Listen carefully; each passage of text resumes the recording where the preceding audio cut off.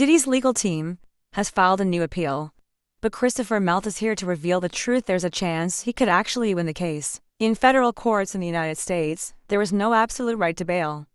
This means the government can detain a defendant while awaiting trial. However, there is also a presumption of innocence, so prosecutors must prove the charges beyond a reasonable doubt before a jury. Until that happens, the accused is presumed innocent, which can take a long time. So, how do we keep someone in jail during this period? Usually, a defendant will be released on bail or bond. In Diddy's case, he offered a bail of $50 million to ensure he appeared in court. However, since he had more than enough money, the government argued that the bail would not prevent him from escaping. However, despite knowing that he was under investigation for 6 months, he did not flee. In fact, he arranged with his lawyer to voluntarily surrender in New York. He stayed in a hotel room the night before, ready to appear in court the next day. However, the government came and arrested him before he could turn himself in.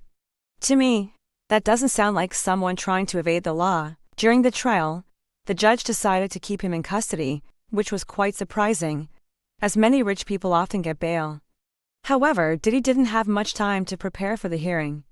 Now, he has filed an appeal, and this will be reviewed by a higher court.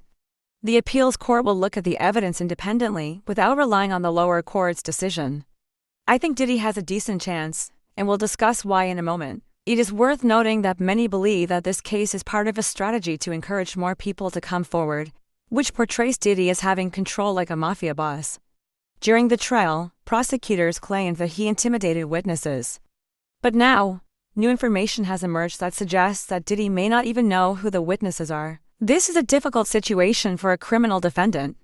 I'm not defending Diddy, but we have to consider what standard we would want to be held to if it were ourselves or someone we cared about in prison.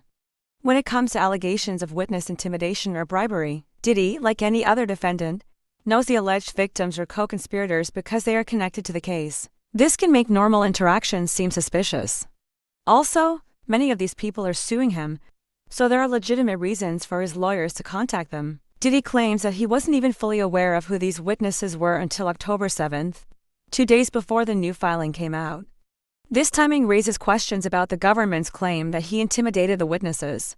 Diddy's legal team argued that the government withheld important information about the witnesses when they made their case for his arrest. Much remains to be revealed, but Diddy may have a fair chance at an appeal.